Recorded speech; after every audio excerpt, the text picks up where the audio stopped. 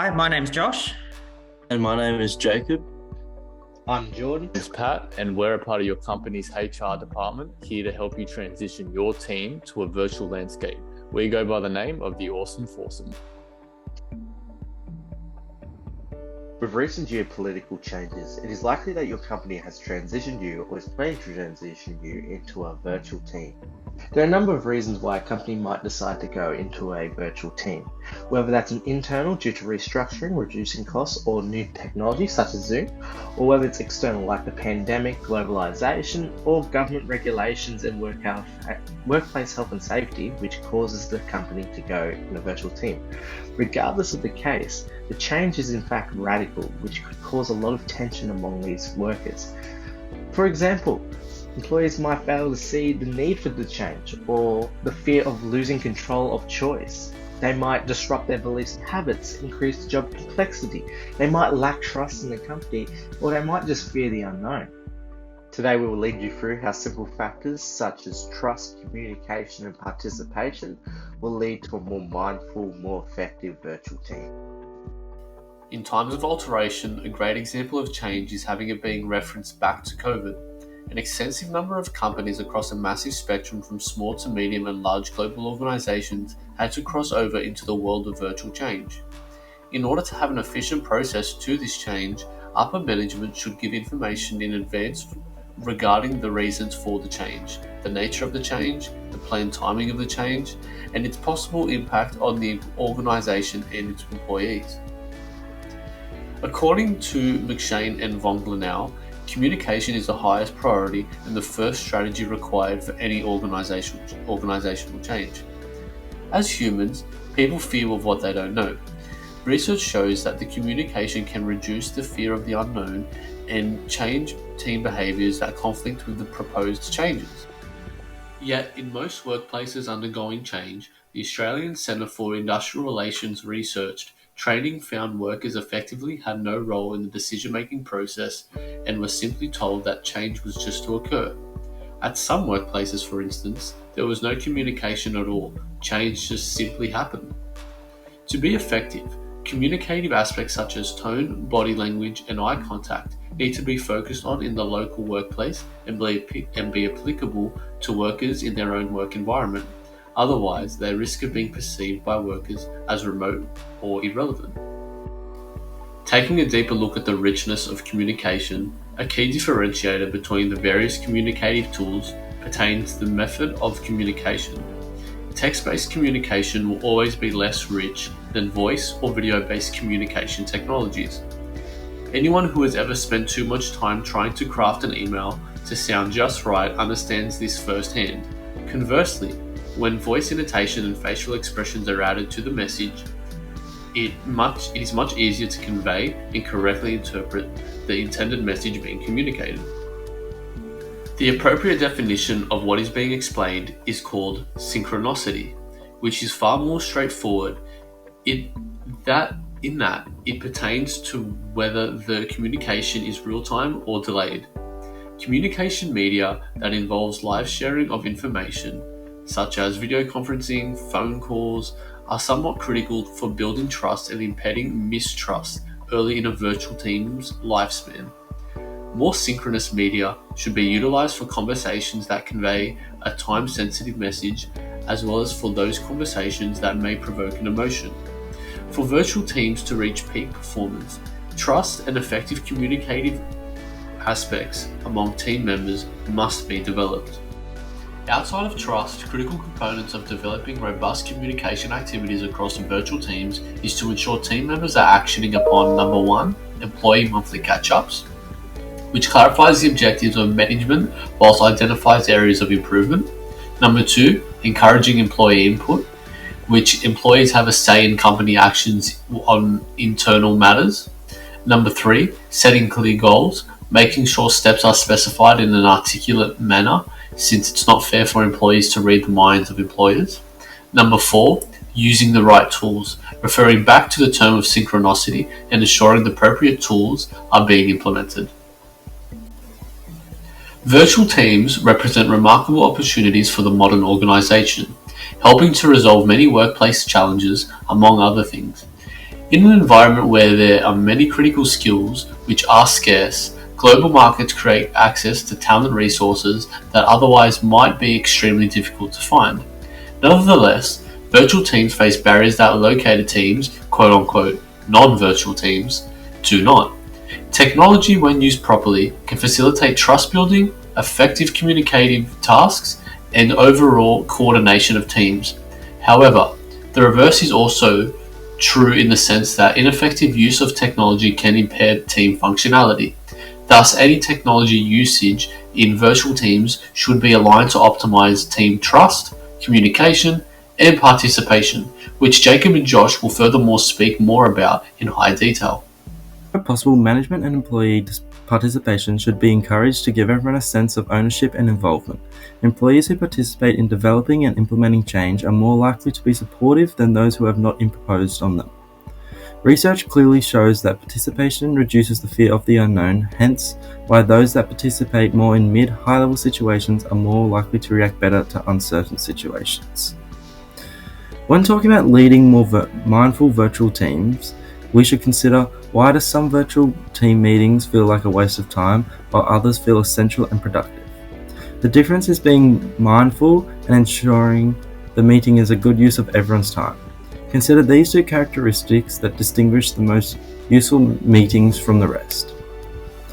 Firstly, everyone participating feels the agenda couldn't be addressed without the meeting. Most things don't require meetings, as an email will do. Pretending to need people's input does not require a meeting. Just announcing the decision that's already been made can be enough. How has sales been this week? Yeah, sales has been caught up to standard. We're lacking in certain areas, but I'm pretty sure we can catch up on them throughout the week. Yep. Jacob, got anything to add? No, everything's been pretty good from my side, so... Yeah, excellent. Excellent.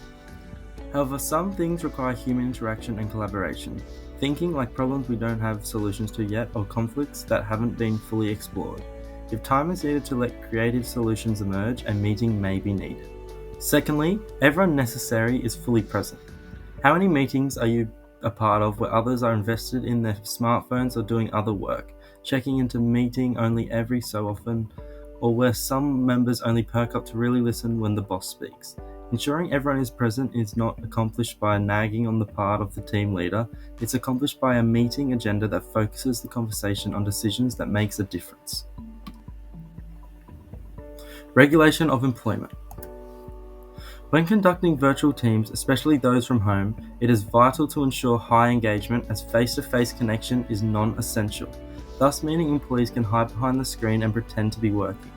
Engagement is a crucial indicator of an employee's connection to the organisation and their passion for the job. When high engagement is upheld, the productivity of the business is significantly increased. According to the Harvard Business Review, 62% of employees believe working remotely positively impacts engagement, yet only 5% are likely to stay at their company long term. High employee engagement has been shown to increase employees' willingness to help others and to do something extra to improve overall performance and image of the business. To maintain high engagement in virtual teams, a manager should use the following two strategies. Firstly, encourage employees' health and wellness. The most important factor laying on every human being's mind is their health and well-being, both physically and mentally. Employees are more likely to feel motivated and engaged in work environment that is promoting their health and well-being. When employees get sick, they won't be able to perform at their highest level or feel motivated to complete work.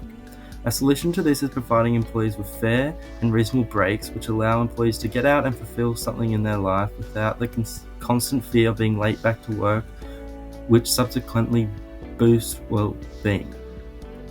When done correctly, virtual teams will feel closer as they are being provided with reassurance that you care about their overall well-being. I guess from my point of view, it's never easy doing like certain tasks behind the desk. I feel like we should be more incorporated and be more unified. Sorry guys, I just had lunch. I'm back now though. Oh, that's fine. That's all good. Did I miss out on anything? No, not really. We're just talking amongst ourselves. Secondly, recognize employee contributions. Remote workers tend to put in more hours than their in-office counterparts, but they often don't feel a part of the team. One solution is to make employee recognition a priority. Leveraging an online recognition platform to give every employee the ability to view, comment on, and give recognition in real time will increase engagement. Managers using virtual teams can schedule a team call to recognize employee efforts whilst looking for simple acts or rewards to show your workers you care about. Excellent job today. Like I told you at the beginning of the week, the person with the best sales is getting awarded.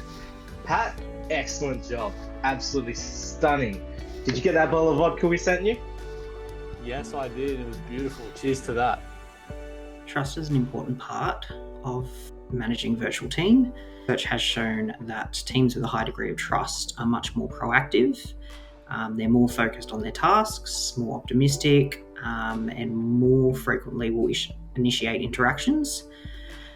It has been defined in many ways, but a good way to define it is trust is a willingness of one person to be vulnerable to another based on the expectation by a trusting party.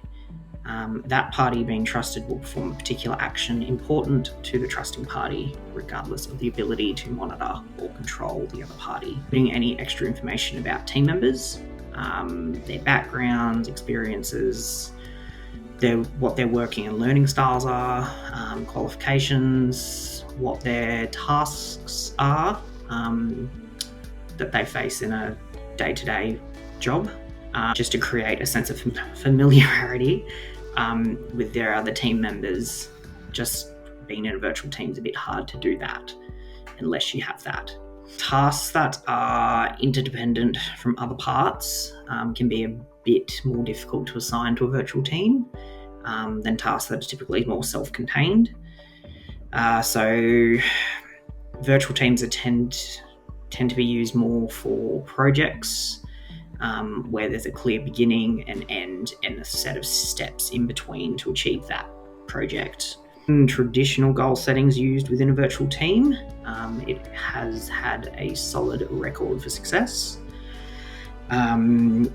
The virtual team does need to trust that their company is setting goals that are obtainable, fair, and also linked to company's mission, so that they're not wasting the team's time and their capabilities on tasks that are just poorly defined. Ensuring that you have the appropriate technology for a virtual team is also crucial. Making sure that it's up to the task to perform what you need. So buying and maintaining the best available technology. Ensuring that it's fully compatible with all of your virtual team members. Having a backup plan in place for sustaining communication in case a breakdown happens. Ensuring that you've got access to the supporting information that employees need to get their job done. Establishing a norm for communication, so are they going to be responding via email? Are they going to be using Microsoft Teams, things like that?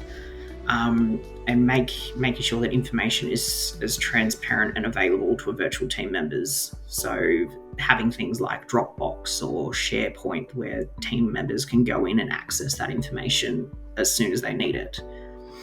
And then invest in conferencing capabilities so the team can meet one another. So a good one for that is Microsoft Teams. A team leader as well, so selecting and preparing team leaders.